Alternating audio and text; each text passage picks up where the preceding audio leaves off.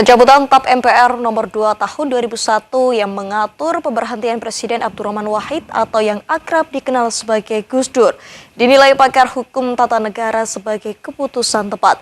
Langkah pemulihan nama baik Gus Dur melalui pencabutan ketetapan tersebut bisa jadi pintu masuk Gus Dur sebagai pahlawan nasional.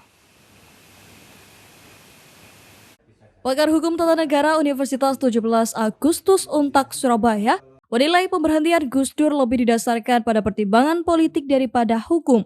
Proses pemberhentian Gus Dur adalah hasil dari dinamika politik saat itu, bukan karena kesalahan hukum yang jelas. Pada masa itu, gaya kepemimpinan Gus Dur memunculkan perbedaan pandangan politik yang tajam, sehingga lawan-lawan politiknya berusaha mencari cara untuk menjatuhkannya. Selain itu, Hufron menyebut bahwa pencabutan TAP MPR ini merupakan bagian dari upaya rekonsiliasi nasional.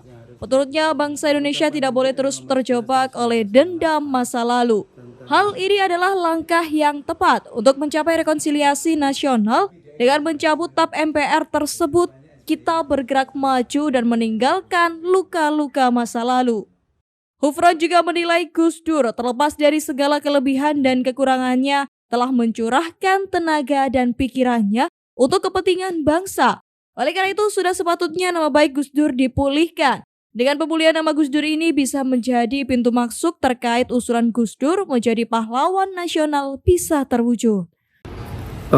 Pejuang hak asasi manusia, memperjuangkan hak kelompok minoritas. Yang kedua adalah mengubah pemahaman agama yang eksklusif menjadi inklusif. Jadi melihat pemahaman agama itu adalah dalam konteks masing-masing agama bebas menjalankan ajarannya, namun tetap harus menjalin hubungan baik dengan pemeluk agama lain. Yang ketiga, mencabut impres diskriminatif terhadap etnis Tionghoa, itu adalah pada zaman Presiden Gus Dur. Yang kemudian dari impres tersebut, maka warga Tionghoa bisa menyelenggarakan perayaan agama Konghucu di Indonesia.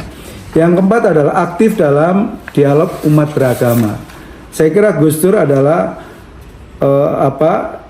yang mendirikan pro demokrasi, kemudian aktif berdialog dalam forum-forum yang mempromosikan hak asasi manusia, demokrasi, dan kaitannya ada dialog antar umat beragama.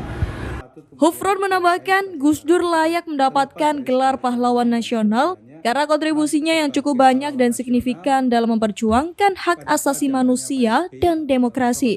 Gus Dur adalah tokoh yang mengedepankan inklusivitas dalam beragama, mencabut kebijakan diskriminatif terhadap etnis Tionghoa, serta aktif dalam dialog antar umat beragama.